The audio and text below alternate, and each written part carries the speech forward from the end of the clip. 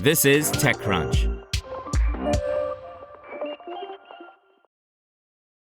13 years ago, when Chris Farmer founded early-stage venture firm SignalFire, with data analysis at the core of its investment strategy, many were skeptical about the approach. Conventional wisdom dictated that nascent companies didn't have enough data to make investment algorithms effective. This was a very radical idea, and everyone thought I was crazy. Farmer, pictured in the text version of this article alongside CTO and partner Ilya Kirnos, told TechCrunch. A lot has changed since SignalFire raised its first $53 million fund 2015.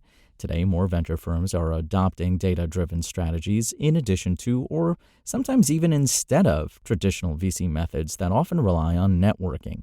Indeed, several venture firms today claim they use AI to source deals, and we even have some private markets-focused companies that sell analytical tools to help all kinds of investors to do qualitative diligence. Still, Farmer feels SignalFire's approach is unique because, unlike other VCs that use data, his firm integrates AI into every aspect of the investing process, from identifying promising early-stage startups to helping portfolio companies with recruiting and product marketing. And its limited partners seem to agree that its investment methods will continue to hone its edge. On Monday, SignalFire said that it has secured more than $1 billion in fresh capital, bringing its total assets under management to about $3 billion. This is the firm's largest funding haul ever, exceeding the $900 million it raised 2 years ago. At a time when many venture firms have been forced to cut back their fund sizes, Farmer says raising such a large fund means that SignalFire is well out of the proof-of-concept phase and into the established manager phase. The firm's new LPs include giant pension plans, insurers, banks, and an Asian sovereign, Farmer said.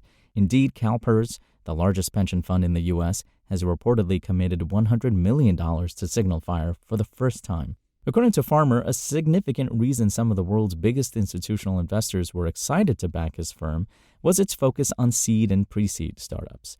Given their size and inherent bureaucracy, giant LPs prefer to write large checks to established firms that are expected to persist. Most seed funds are small. They have a few great funds, and then they're done, he said. It's very hard for big institutions to back firms like that. Farmer claims that with SignalFire, huge investors can get the best of both worlds, exposure to very young startups at the scale and longevity they need.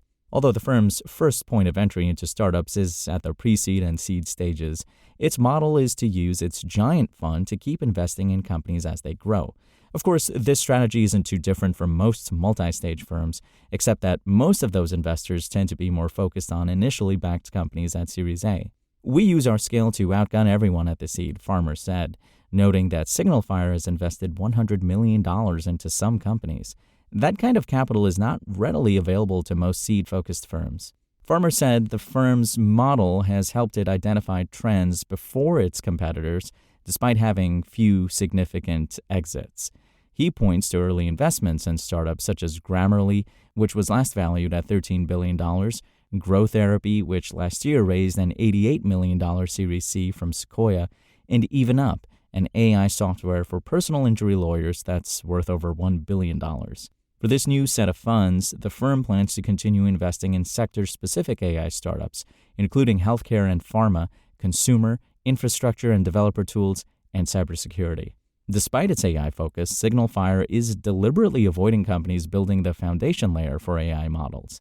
I think that many venture dollars going into model builders is at a massive risk. They're getting leapfrogged every couple of weeks by another model. You don't know whether it's defensible, he said. On the contrary, SignalFire tries to invest in companies whose business model or tech can't easily be replicated. Even Up doesn't have a competitor. I like deep defensibility, Farmer said.